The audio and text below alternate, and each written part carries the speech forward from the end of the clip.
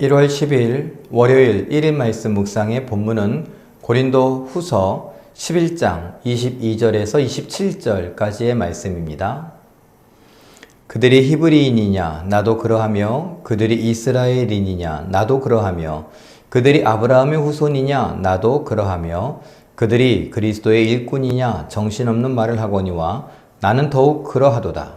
내가 수고를 넘치도록 하고 옥에 갇히기도 더 많이 하고 매도 수없이 맞고 여러 번 죽을 뻔하였으니 유대인들에게 40에서 하나 감한 매를 5번 맞았으며 3번 태장으로 맞고 1번 돌로 맞고 3번 파선하고 1주야를 깊은 바다에서 지냈으며 여러 번 여행하면서 강의 위험과 강도의 위험과 동족의 위험과 이방인의 위험과 시내의 위험과 광야의 위험과 바다의 위험과 거짓 형제 중에 위험을 당하고 또 수고하며 애쓰고 여러 번 자지 못하고 줄이며 목마르고 여러 번 굶고 춥고 헐벗었노라. 아멘. 사도 바울의 사도직에 대하여서 의심하고 있는 고린도 교회를 향하여서 내가 다른 사도들보다 부족한 것이 없는데 이런 말을 합니다.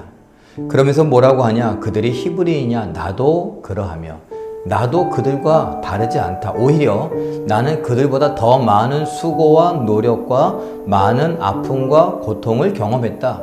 죽을 뻔한 일도 참 많다. 그런데 이런 것들이 여러분들이 생각하는 큰 사도들이다 라고 하는 누굴 말할까요? 베드로나 요한 이런 사람들을 두고 말하는 것이 아닐까요? 그들보다 난 더 많은 고난과 고통을 당했다. 그러면서 많은 고난의 이야기들을 열거합니다. 그러면 사도 바울이 말하죠. 내가 정신없는 말을 하는 것처럼 이런 것을 자랑한다. 자랑하는 거 사실 원치 않는데 하도 고린도 교회 성도들이 믿질 못하니까 이것에 대하여서 사도 바울이 자랑처럼 늘어놓게 되는 것이죠. 자, 그런데 이것은 무용담이 아닙니다. 사도 바울의 현실이고 사도 바울의 인생이었습니다. 그의 사역이었고 그의 경험입니다. 그가 복음을 전하기 위하여서 하지 않아도 될 일들, 당하지 않고도 살 수 있었음에도 불구하고 당했던 일들을 열거한 것입니다.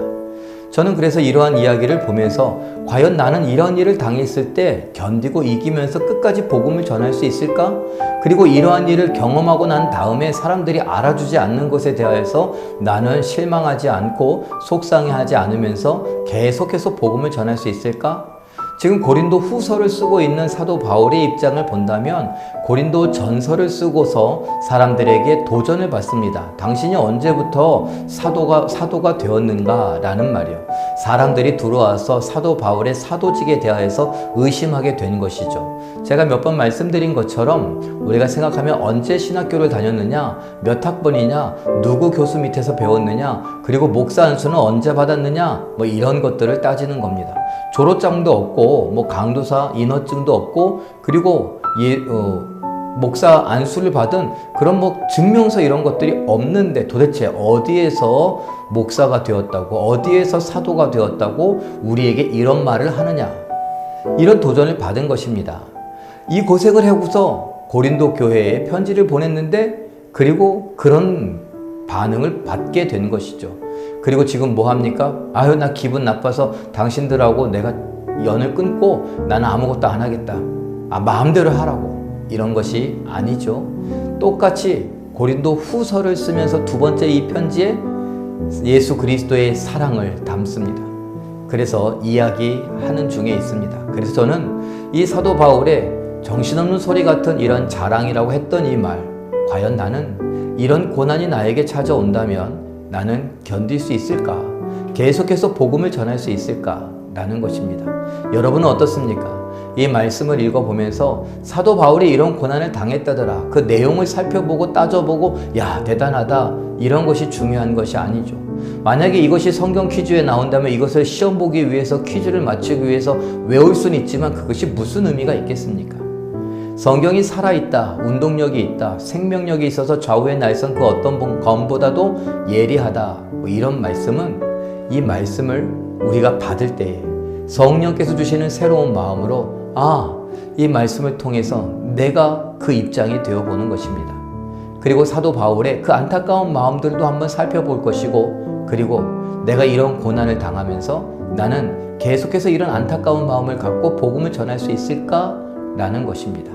사랑하는 성도 여러분, 우리는 손해보기를 두려워하지 말자고 말하지만 손해보는 것을 여전히 좀 걱정합니다. 염려합니다. 특별히 코로나19와 같은 이런 팬데믹 시대에 우리는 정말 불안한 미래를 살고 있습니다. 하루하루가 어떻게 될지 참 막연하고 걱정과 염려가 우리를 가로막고 있습니다. 이런 상황 속에서 내가 손해를 본다? 쉽지 않겠죠. 그럼에도 불구하고 우리가 여러 고난 중에 손해를 보는 중에 잠을 못 자고 내가 먹지 못하고 내가 힘들고 피곤하고 지친 가운데서도 복음을 전할 수 있을까? 내가 예수 그리스도의 사랑을 나타낼 수 있을까? 이런 생각을 해볼 수 있는 기회요 도전이 될 수 있기를 바랍니다. 오늘의 말씀, 사도 바울은 이미 죽어서 천국에 허다한 증인들 가운데서 우리를 응원하는 사람 중에 한 명으로 있겠죠. 그 바울의 응원 소리를 들으면서 나도 이런 고난이 왔을 때에도 끊임없이 도전이 있을 때에도 변함없는 믿음으로 예수 그리스도의 사랑을 복음을 전하겠노라고 한번 다짐해보고 각오해 볼 수 있는 귀하고 복된 시간을 가져보는 우리 모두가 되시길 예수님의 이름으로 축원합니다. 기도하겠습니다. 사랑의 하나님, 정말 힘든 순간들 속에 하나님께서 사도 바울의 이야기를 들려주십니다. 사도 바울의 고난 중에서도 그것이 꺾이지 않고 예수 그리스도의 복음을 증거하기 위하여 계속 도전했던 모습들을 보면서 나는 이러한 어려움 속에서 어떻게 해야 될까 생각해 보게 하여 주시고, 예수님이 나에게 힘 주시면 바울도 했다면 나도 할 수 있다 라는 용기를 갖고 일어나게 하여 주시옵소서. 끝까지 예수의 복음을 전하는 자 되게 하시고 예수의 생명, 사랑을 나타내는 자 되게 하여 주시옵소서. 부족한 저희들에게 성령의 감화와 감동, 능력들 주시길 바라고 원하오며 예수님의 이름으로 기도하옵나이다. 아멘. 우리 함께 기도하시는 중에 나를 둘러싼 좋아 보이지 않는 이유들, 고난들 너무나 많음에도 불구하고 복음을 전할 믿음이 나에게 있게 하옵소서. 이렇게 기도하시며 오늘 믿음으로 승리하시는 기적의 주인공들 되시길 예수님의 이름으로 축원합니다. 사랑합니다.